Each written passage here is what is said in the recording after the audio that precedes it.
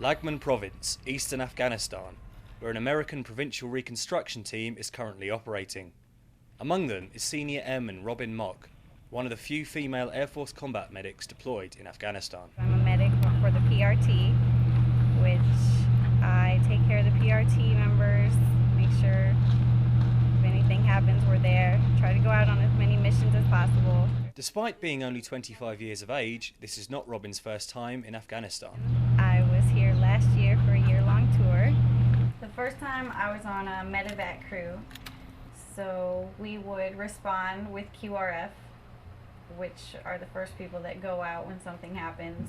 Being one of the first medics on the scene of an incident was often very difficult for the medevac crew. One of the most unpleasant was the embassy bombing, because you had adults, children, military, civilian, your friends. That was probably the worst day. We had to put pieces together. Now in her second tour, and being in the rare position of being a female Air Force combat medic deployed on the ground, Robin faces several challenges. There are different ways that I'm viewed from being a female and Air Force, so you have to battle both of those at the same time. People think because you're Air Force, you've never seen this stuff, you don't know how to do it. I guess the hardest thing is just you have to prove yourself. They don't have any confidence in you until they see you do your job. Although her role differs to that of her previous tour, Robin's medical skills are frequently put to the test. We were out in Saw Valley doing just a medical engagement, and they were doing some poppy eradication. Some ANA took fire, had gunshot wounds to the abdomen and chest. We treated them, stabilized them till the birds got there, started some fluids, controlled bleeding, and they're doing well. They're at Bagram. While the US forces in Laghman try to encourage the locals to seek medical help from their own clinics, there are cases that Robin and the other medics will deal with. Mostly kids with severe burns or life, limb, or eyesight, because we try to have them go downtown to the Materlam clinic for small things. This is Ramadullah, a boy from the local town. He is currently undergoing treatment at the PRT clinic for burns to his arm. How does he do it? On a teapot? Do you do it on a teapot? Teapot. Hot Warming up chai. water. It's usually chai or warming up water. It's looking much better. We were going to send him to Bagram for some skin grafts, but we had to heal it up some more first. Ramadullah's wound is treated and dressed, and he is even rewarded for his troubles. There you go.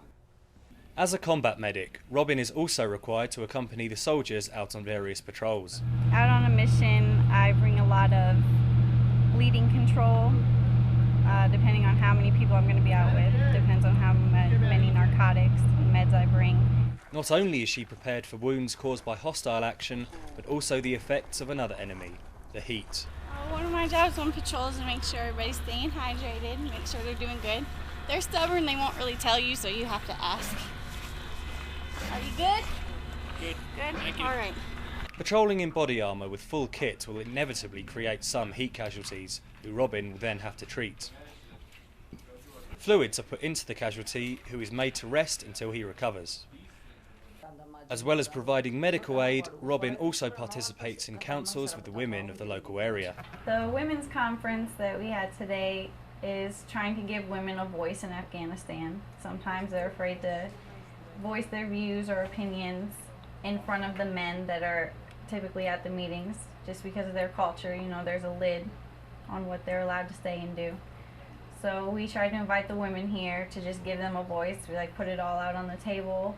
What can we help you with to achieve goals as far as education, healthcare? What do you need from us to help you have a voice in the society? The steps that the US PRT are taking in Laghman to aid the community, especially the women, give a good hope for the future of this province. I see the future of this province improving, but it's going to take a lot of time. Despite progress, Robin and the rest of the US soldiers here know that there is still much to be done.